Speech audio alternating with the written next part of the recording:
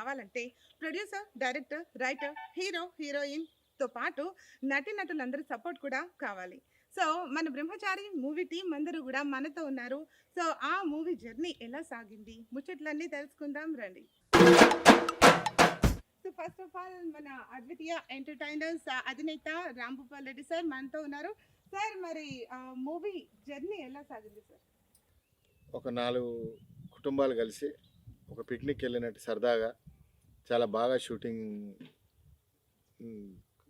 Complete చేసి ప్రేక్షకుల ముందటికి రావడానికి అన్ని థియేటర్లో రిలీజ్ చేసి ప్రేక్షకులు అందరూ బాగా చూసి ఆనందించి ఆశీర్వదిస్తారని కోరుకుంటున్నాను. Thank you sir. మరి ఏదైనా ఒక మంచి మెమరీ ఈ మూవీ మేకింగ్‌లో ఏదైనా మంచి మెమరీ ఉంటే మాకు చెప్పండి. అందరం కలిసి మధ్యాహ్నం లంచ్ చేయడం, షూటింగ్ అయిన తర్వాత అందరం ఒక కుటుంబ సభ్యుల కలిసిమెలిసి కష్ట సుఖాలు అందరినీ మాట్లాడుకొని ఎంజాయ్ చేసాం. అది చాలా బాగా అనిపించింది. మన movie story, screen play, director nursing గారు. సార్ మరి 'బ్రహ్మచారి' అంటే ఒక ఈ కంటెంట్ మీదే సినిమా తీయాలని మీకు ఐడియా ఎలా వచ్చింది సార్? యాక్చువల్గా చెప్పాలంటే నాకు పెళ్లి కానప్పుడు కూడా నేను ఎన్ని కష్టాలు పడ్డానో అవన్నీ నాకు అవకాశం దొరికింది యాజ్ ఎ రైటర్గా, డైరెక్టర్గా. అవి నేను ఒక్కనే కాదు, నాతోటి మిత్రులు కానీ, బయట జరిగే సమాజంలో కొన్ని సిచ్యువేషన్స్ కానీ, అమ్మాయిలు తక్కువ అబ్బాయిలు ఎక్కువ కావడం కానీ, ఇలాంటివన్నీ జరిగినాయి ప్రాక్టికల్గా మా లైఫ్లో, అందరు చాలామంది లైఫ్లో. ఇలాంటి సిచ్యువేషన్ కథ నేను రాసుకున్నప్పుడు, ఇది డైరెక్షన్ చేస్తున్నప్పుడు నాకు సొంత అనుభవాలు కూడా ఎదురైనాయి. అలా ఈ కథ అవుట్ అండ్ అవుట్ ఎంటర్టైన్మెంట్గా వచ్చింది. మేము ఇందులో ఎంటర్టైన్మెంట్ సినిమా అని చెప్తున్నాం కానీ మేము సొంతంగా క్రియేట్ ఏం చేయలేదు. కథను అల్లుకుంటేనే, కథను తీసే పరిక్రమంలోనే ఆ ఎంటర్టైన్మెంట్ అనేది క్రియేట్ అయింది. అంతే తప్ప స్పెషల్గా మా సినిమాని ఎంటర్టైనర్ జోనర్గా చేయాలని అనుకోలేదు. ఒక బ్రహ్మచారి కథని తీసినాం, అది అద్భుతంగా ఎంటర్టైన్మెంట్గా వచ్చింది సినిమా. అది ఓకే సార్. అంటే కొంచెం పర్సనల్ ఎక్స్‌పీరియన్స్ కూడా ఉందంటారు. 100% ఓకే. అది ప్రతి ఒక్కరి జీవితంలో ఉంటుంది. అంటే కొందరు చెప్తారు, మీరు చెప్పారు, నేను చెప్తున్నా అంతే. మాకు అమ్మాయిలం కదా సార్, మాకు అలాంటి ఎక్స్‌పీరియన్స్ చాలా ఆప్షన్స్ ఉంటాయి. సరే సార్, ఇది మరి ఇంతమందిని కలిపి ఒకే తాటి మీద నిలబెట్టాలి. సో అందరూ కూడా సపోర్ట్ చేస్తారా? మరి ఏమైనా మంచి మెమరీస్ ఉంటే షేర్ చేయండి. 100% మేడం. మా దగ్గర వర్క్ చేసిన ప్రతి ఒక్కరు కానీ, ఈవెన్ మా లక్ష్మి అక్క ఏంటంటే ఆర్టిస్ట్ కాదు, మా హీరో మల్లేశం, ఈయన హీరో కాదు. ఇప్పుడు మా హీరోయిన్ ఉంది, స్వప్న ఉంది, 5 మంది హీరోయిన్లు ఉన్నారు మా సినిమాలో. ఎవరు కూడా వీళ్ళ క్యారెక్టర్ ఇది అన్నట్టు కాకుండా అందరూ ఒక క్రూ లాగా వర్క్ చేసింది సినిమాలో. ఈవెన్ మా ప్రొడ్యూసర్ సార్ కూడా మీకు ఏం కావాలో అడుగుతుండే అంతే.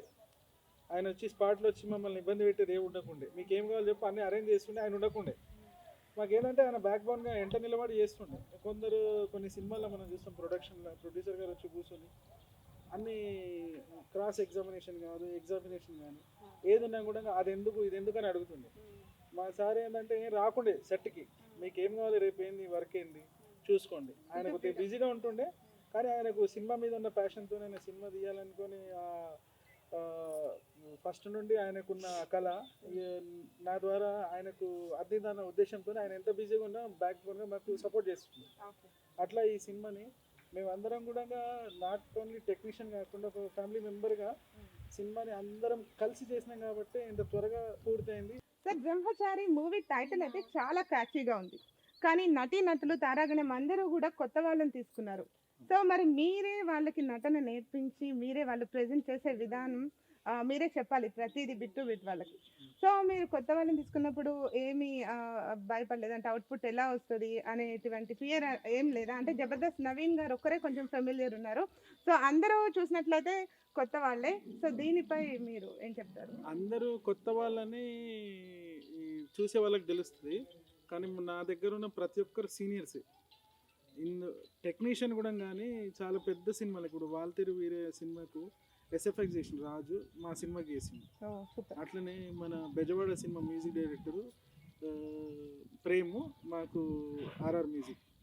అట్లా ఇందులో మీకు టెక్నీషియన్ అంటే స్క్రీన్ మీద కనిపించే ఆర్టిస్ట్ ప్రతి ఒక్కరు కూడా చూసే వాళ్ళకి కొత్త, కానీ వాళ్ళు ఒక్కొక్కరు 100, 200, 500, 1000 షార్ట్ ఫిలిమ్స్ చేసారు. అంత 1000 షార్ట్ ఫిలిం చేసిన వాళ్ళు కొత్త వాళ్ళని అంటే అందరి దృష్టికి రాలేరు. ఇప్పుడు అందరి దృష్టికి వస్తారు, వెండితెర పైకి వస్తారు ఇప్పుడు అందరూ. వీళ్ళు ఇప్పుడు షార్ట్ ఫిలిమ్స్ ఎట్లెట్లను 400, 500 అట్లా షార్ట్ ఫిలిం చేసిరు, అట్లా సినిమాలు కూడా చేస్తారు. అంత టాలెంటెడ్ పర్సన్. కొత్త వాళ్ళని మనం ఏదో చెప్పలేము. మా స్క్రీన్ మీద అసలు చూస్తే వీళ్ళు కొత్త వాళ్ళు కాదు, ఇంత సీనియర్స్ చేసి ఉన్నారు అన్నట్టుగా ఉంటుంది. సినిమా ఇంత త్వరగా పూర్తిగా 101% మా ప్రొడ్యూసర్ గారి రీజన్. ఎందుకంటే ఆయన లేని సినిమా లేదు. ఆయన ఎప్పుడు కూడా ఏంటంటే ఫోన్లోనే కాంటాక్ట్ ఉండేది 99%. ఆయన ఖచ్చితంగా అవసరం సార్ మీరు రావాలన్నప్పుడే వస్తుండే. అందుకనే ఇంత ఫ్రీడమ్ ఇచ్చారు కాబట్టి సినిమాని ఇంత త్వరగా మేము కంప్లీట్ చేయగలిగినాం.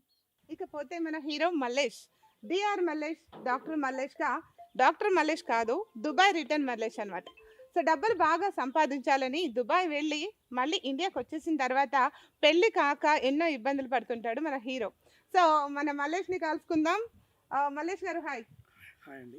సో మీ క్యారెక్టరైజేషన్ ఎట్లా ఉంటుంది మూవీలో? సో ఫస్ట్ మూవీ కదా, ఎలా అనిపించింది? సో మా కోసం. నాకైతే చాలా హ్యాపీ అనిపించింది, కొత్తదనం అనిపించింది.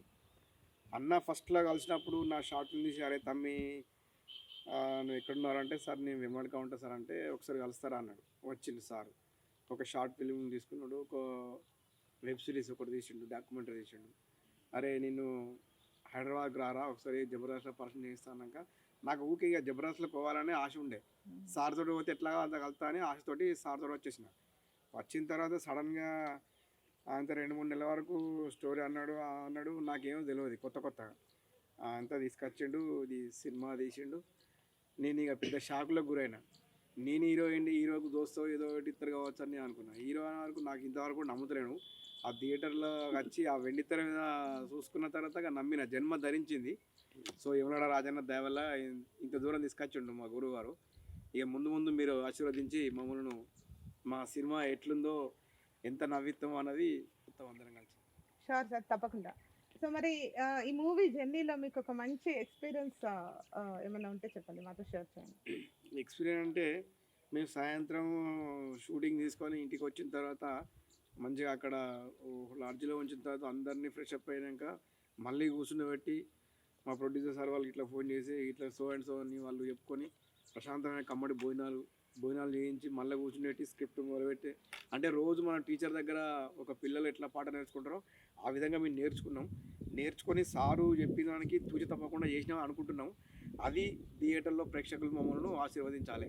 అంటే నేను ఏ రోజు కూడా హీరోగా అని ఫీల్ కాలేదు. మా డైరెక్టర్ సార్ గారే హీరోయిన్లా, నేను సార్ ఏది చెప్తే అది తూచ తప్పకుండా చేసిన. ఎందుకంటే హీరో అంటే అది అనకూడదు. నీ పూర్తి స్థాయి నటన నేర్చుకోవడానికి ఇంకా కూడా ఒక 50% చేసినా కావచ్చు అనుకున్నా. ఇంకా కూడా నేర్చుకుంటా సార్ దగ్గర కంటిన్యూగా. ఇప్పటి నుండి నేను ఈ సినిమా ఇండస్ట్రీలో నేర్చుకోవడానికి వచ్చిన ఇప్పటికి కూడా.